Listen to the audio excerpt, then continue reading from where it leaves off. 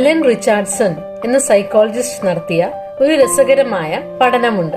അദ്ദേഹം ബാസ്കറ്റ്ബോൾ കളിക്കാരെ 3 ഗ്രൂപ്പുകളായി തിരിച്ചു. ഇതിൽ ആദ്യത്തെ ഗ്രൂപ്പിന്റെ ടാസ്ക് എന്നത് 20 മിനിറ്റ് ദിവസവും 20 ദിവസത്തേക്ക് ഫ്രീ ത്രോസ് പ്രാക്ടീസ് ചെയ്യുക എന്നതായിരുന്നു. രണ്ടാമത്തെ ഗ്രൂപ്പിനാകട്ടെ ഫ്രീ ത്രോസ് 20 ദിവസത്തേക്ക് 20 മിനിറ്റോളം വിഷ്വലൈസ് ചെയ്യുക അല്ലെങ്കിൽ മനസ്സിൽ കാണുക എന്നതായിരുന്നു ടാസ്ക്. മൂന്നാമത്തെ ഗ്രൂപ്പിനെ വെറുതെ റിലാക്സ് ചെയ്യാനും വിട്ടു. 20 ദിവസങ്ങൾക്ക് ശേഷം ടെസ്റ്റ് ചെയ്തപ്പോൾ ആദ്യത്തെ ഗ്രൂപ്പ് സ്വാഭാവികമായിട്ടും ഇംപ്രൂവ് ചെയ്യുക തന്നെ ചെയ്തു. അവരുടെ പ്രാക്ടീസ് അവരെ അതിന് സഹായിച്ചു.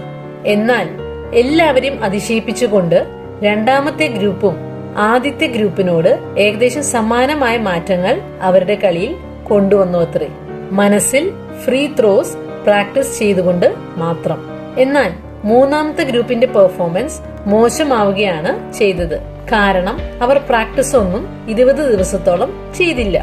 ഇത് മനസ്സിന്റെ ശക്തിയെ കൃത്യമായി കാണിച്ച ഒരു എക്സ്പെരിമെന്റ് ആണ്. ഇതിന് കാരണമായി ന്യൂറോ സയന്റിസ്റ്റുകൾ പറയുന്നത് ഫിസിക്കൽ പ്രാക്ടീസ് ചെയ്യുമ്പോഴും അത് മനസ്സിൽ കാണുമ്പോഴും ഒരേ ന്യൂറൽ പാതയാണ് ആക്ടിവേറ്റഡ് ആകുന്നത് എന്നാണ്. അതായത് നമ്മുടെ തലച്ചോറിന് ഒരു കാര്യം യഥാർത്ഥത്തിൽ ചെയ്യുന്നതും മനസ്സിൽ ചെയ്യുന്നതും ഒരുപോലെയാണ് എന്നതാണ്. തീർച്ചയായും മെന്റൽ പ്രാക്ടീസ് മാത്രം ചെയ്യുന്നത് ഫിസിക്കൽ പ്രാക്ടീസിന് പകരമായി നമ്മൾ ആരും കാണണം എന്നല്ല ഇവിടെ ഉദ്ദേശിക്കുന്നത്. അത് ഫിസിക്കൽ പ്രാക്ടീസിന്റെ കൂടെ ചെയ്യുമ്പോൾ നമ്മുടെ പെർഫോമൻസ് മികച്ചതാകുമെന്ന് യാതൊരു സംശയവുമില്ല.